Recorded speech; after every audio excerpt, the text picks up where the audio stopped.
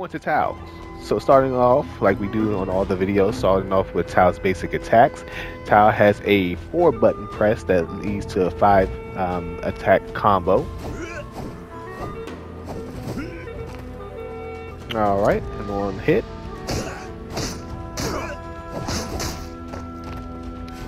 And these to knock down, like all basic attack do. And with Tao's martial arts, it leaves the opponent groggy, or I'm just going to say dazed from here on. Leaves your opponent dazed. Alright, so for Tao's special moves, we have the Devastating Dash.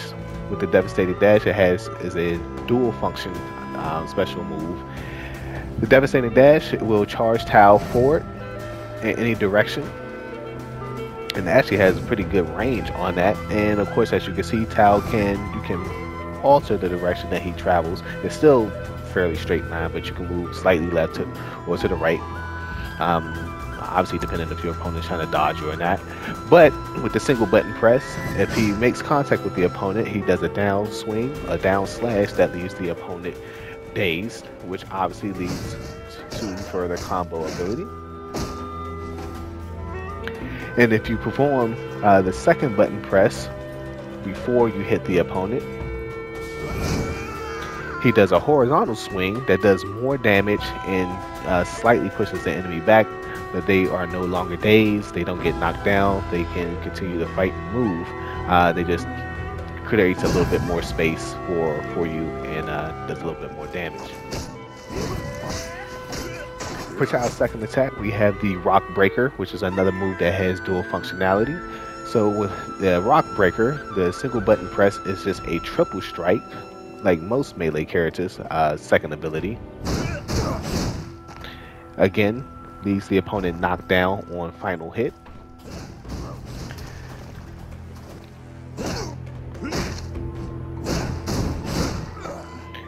But for Tao's second functionality of that move, if the opponent is grounded, then Tao can actually go into a ground and pound animation in which he just strikes the opponent and pummels them into the ground, doing damage with each hit. And Tao can continue to do those hits as long as he has stamina. So it drains Tao's stamina when he performs the actual ground and pound. So to demonstrate that, let's get the opponent on the ground. And as we can see, Tao's stamina drained down as he performed the ground and pound.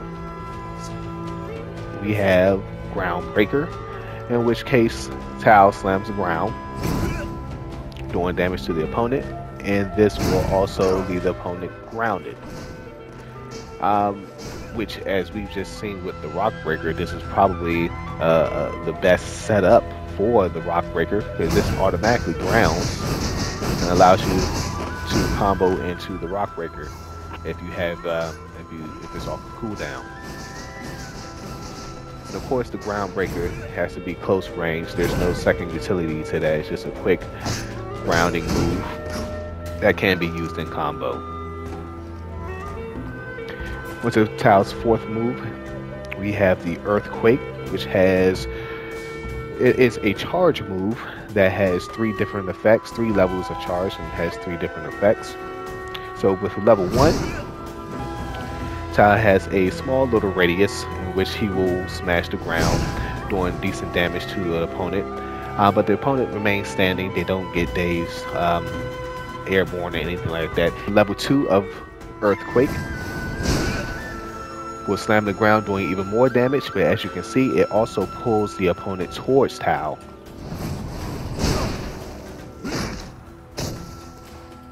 Closing that distance, which of course Tao wants to do as being a melee character. And for the level 3,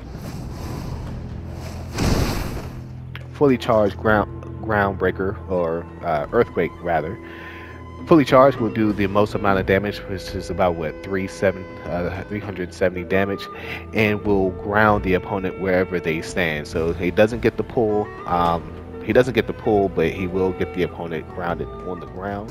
And of course, if the opponent's already kind of close to him, there's another move to help lead him into the ground and pound move. So as we can see, Tao he wants to bring the opponent close, and he just wants to get the opponent on the ground.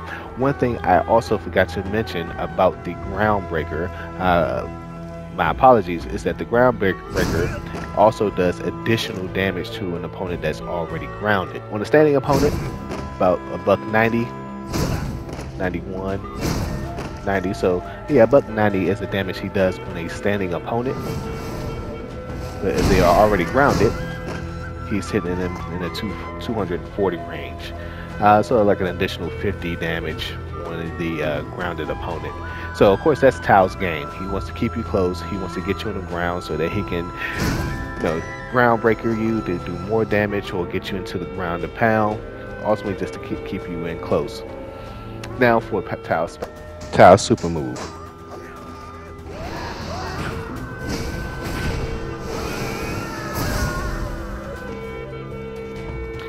And finally, to round out the video, we have Tao's passive ability, which is called Inner Peace. The description says performing multiple basic attacks restores Tao's stamina. And when you complete the Inner Peace, it will grant Tao the ability to exhaust the enemy stamina faster if they are guarding. Now, a little disclaimer here. I'm not sure if this game was ported over or translated over, but based on the description, it makes it seem that performing basic attacks like this will restore Tao's stamina faster, which is not the case. And to just demonstrate that, we'll go ahead and drain Tao's stamina. So now I'm down to nothing. And now I'm performing basic attacks. And I'm whiffing, I'm hitting, and as you can see, the stamina isn't moving anywhere. Now, of course, the stamina is going up now because we are in training mode, and I'm just standing still. But even if we weren't standing still and we were still, trying to build up stamina, attacking actually prevents the stamina from building at all. So that description is a little misleading because performing basic attacks does not restore stamina. Now, what the description should say is by holding the basic attack button, Tao will perform some martial arts movements that will trigger the Inner Peace passive ability. And as you can see, as he's charging, you can actually see the icon for the Inner Peace light up and show the countdown for how long it takes before you actually enact the ability. But if you hold it down for the full amount, you get the Inner Peace ability, which is the first icon, and then you get that sword-like icon. The sword should be draining the opponent's stamina a lot faster if they are guarding. Now, unfortunately, I can't get the opponent to just guard in practice. Nah, you just have them attack. So I can't showcase that right now. But I'm pretty sure that's what that sword icon is. It's just saying that, okay, on block, your opponent's stamina will drain a lot faster. Alrighty, so to show the effect of the Inner Peace again, we will drain Tao's stamina. Now that we are drained, if we now perform the Inner Peace, you see that his stamina shoots up drastically. So a quick way to get Tao's stamina back up if you depleted it. And again, you get the defense, the stamina drain defense buff against your opponent.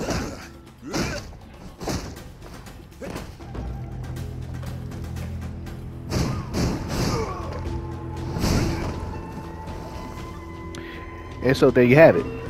That is Tao. He is all about that ground and pound. It's all about getting the enemy on the ground where he can do the extra damage, where he can do the extended damage, the ground and pound damage rather. He's got these dazing moves to leave opponents standing and unable to do anything. And he's got that Inner Peace, that nice passive Inner Peace ability, so that if you drain the stamina down too much, you can get it right on back up nice and quick. And you don't even have to complete the entire Inner Peace for the stamina boot to regenerate, because it just happens as you're performing the Inner Peace ability.